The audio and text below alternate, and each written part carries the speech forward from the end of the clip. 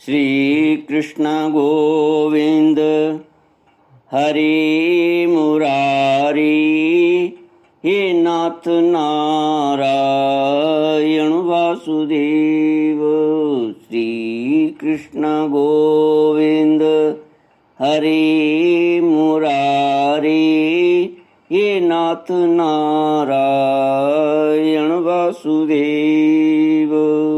ओम नमो भगवते वासुदेवाय। ओम नमो भगवते वासुदेवाय। सच्चिदानंद रूपाय विश्वोत्पत्त्यादिहेतवे तापत्रय विनाशाय श्री कृष्णाय वयं नमः। श्री नमः।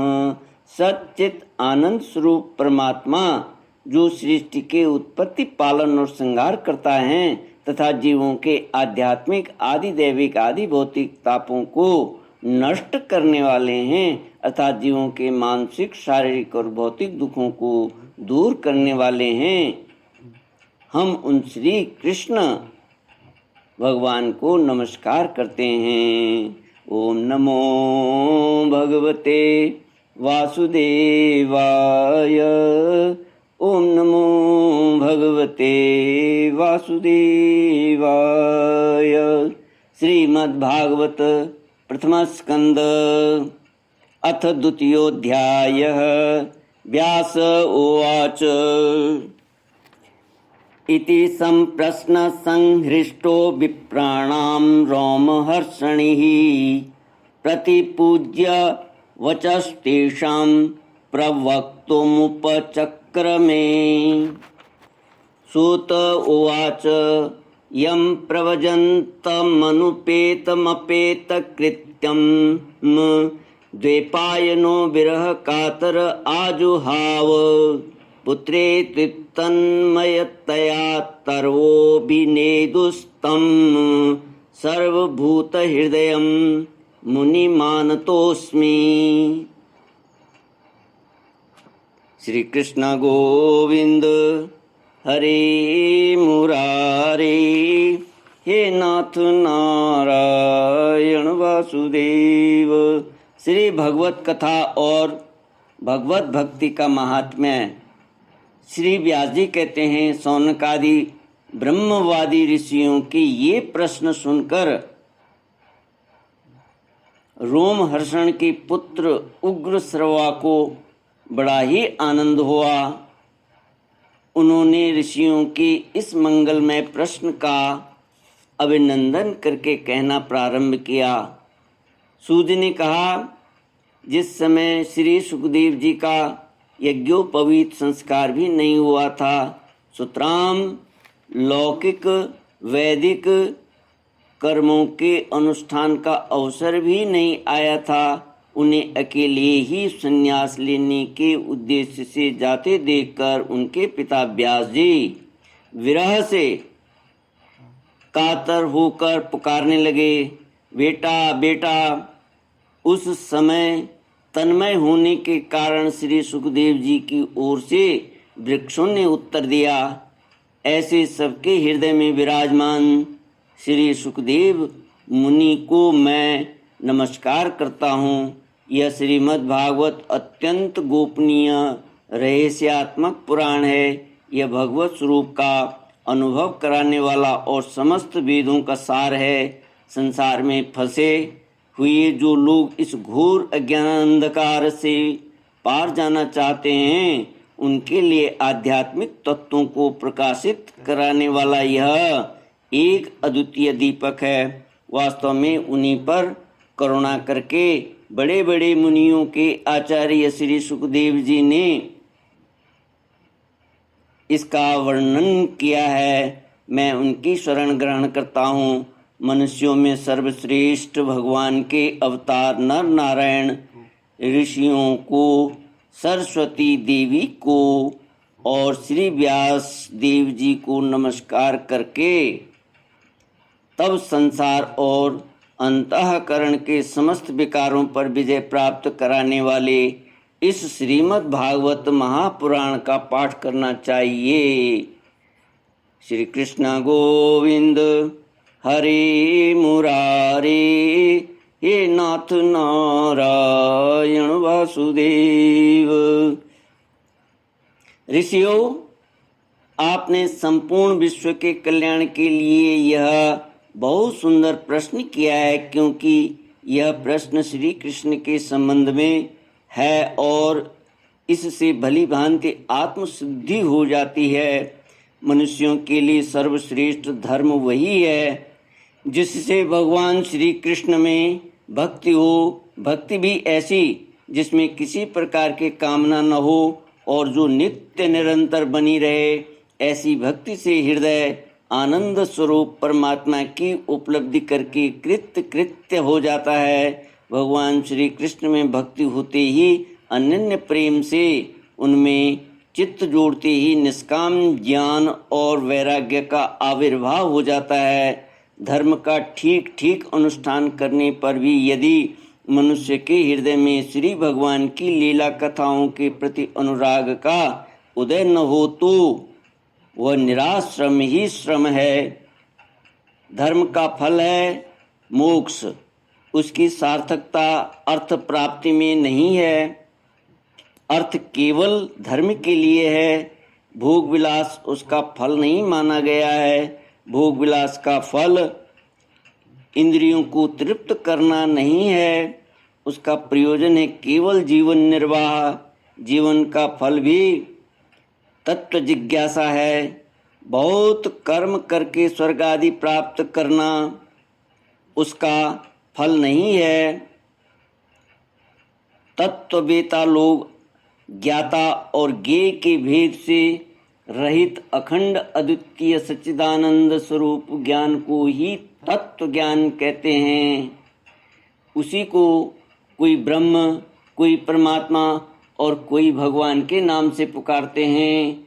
श्रद्धालु मुनिजन भागवत श्रवण से प्राप्त ज्ञान वैराग्य युक्त भक्ति से अपने हृदय में उस परमात्म तत्व रूप परमात्मा का अनुभव करते हैं।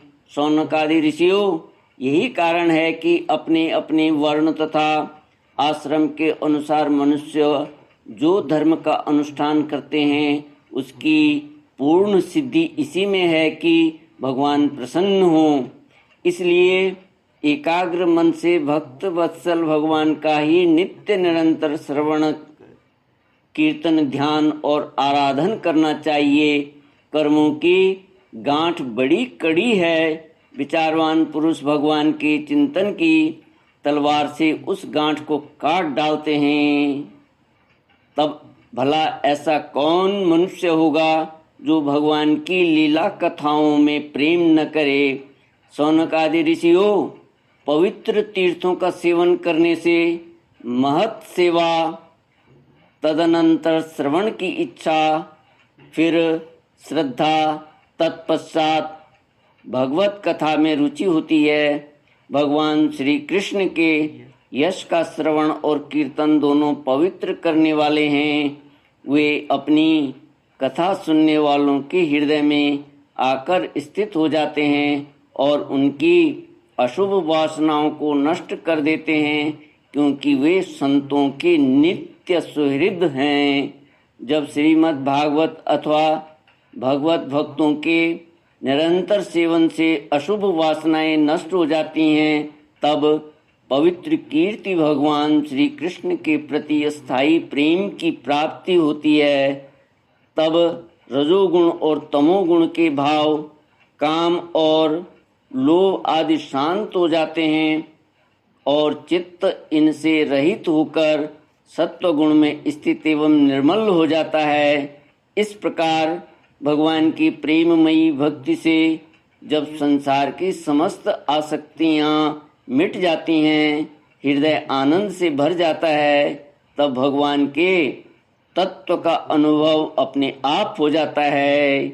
हृदय में आत्मस्वरूप भगवान का साक्षात्कार होते ही हृदय की ग्रंथि टूट जाती है, सारे संदेह मिट जाते हैं और कर्म बंधन क्षीण हो जाता है।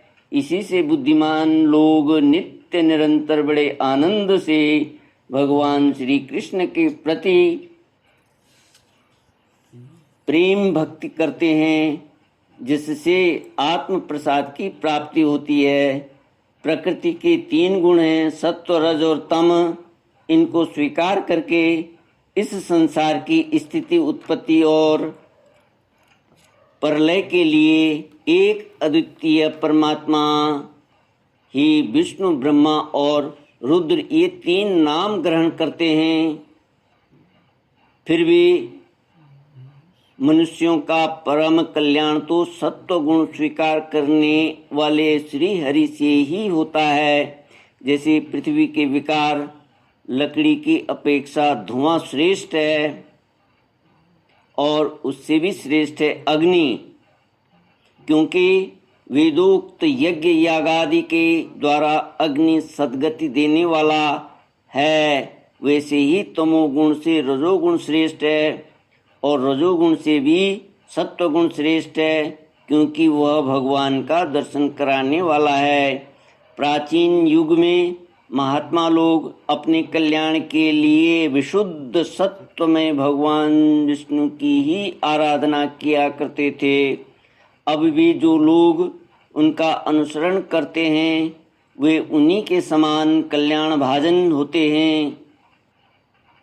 जो लोग इस संसार सागर से पार जाना चाहते हैं वे यद्यपि किसी की निंदा तो नहीं करते, न किसी में दोष ही देखते हैं, फिर भी घोर रूप वाले तमोगुणी, रजोगुणी और भैरवादी भूतपतियों की उपासना न करके सत्वगुणी विष्णु भगवान और उनके अंश कला स्वरूपों का ही भजन करते हैं।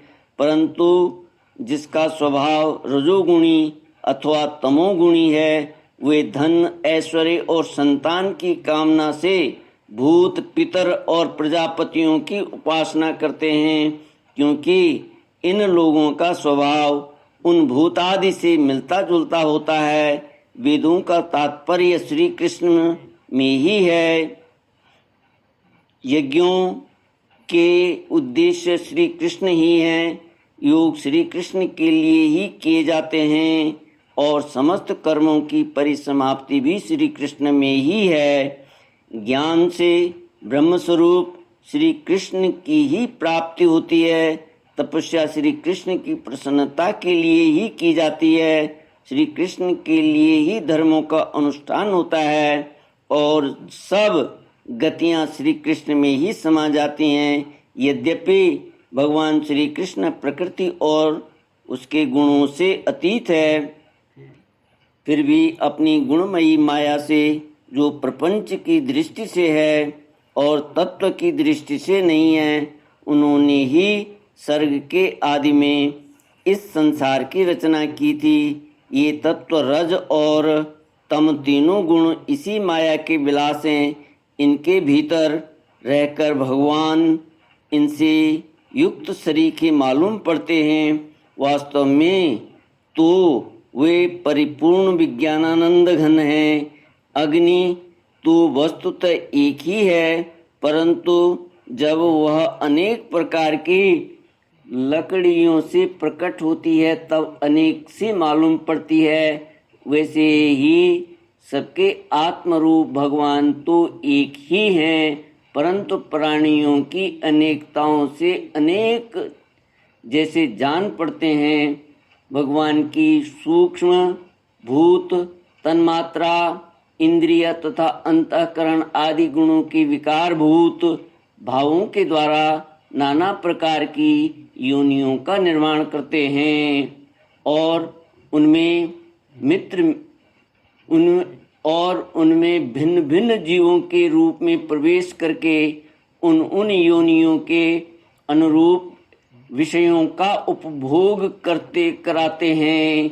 वे ही संपूर्ण लोकों की रचना करते हैं और देवता, पशु, पक्षी, मनुष्य आदि योनियों में लीला अवतार ग्रहण करके सत्व गुण के द्वारा जीवों का पालन पोषण करते हैं। श्री कृष्ण गोविंद हरे मुरारे, हे नाथ नारायण वासुदेव। इति श्रीमद्भागवते महापुराणे पारमहंस्यां संहितायां प्रथमस्कन्धे नैमिषोपाख्याने द्वितीयोऽध्यायः। ॐ पूर्णमदः पूर्णमिदं पूर्णात् पूर्णमुदच्यते पूर्णस्य पूर्णमादाय पूर्णमेवावशिष्यते। ओम शांति शांति शांति। हरि ओम। श्री गुरुभ्यो नमः। हरि ओम।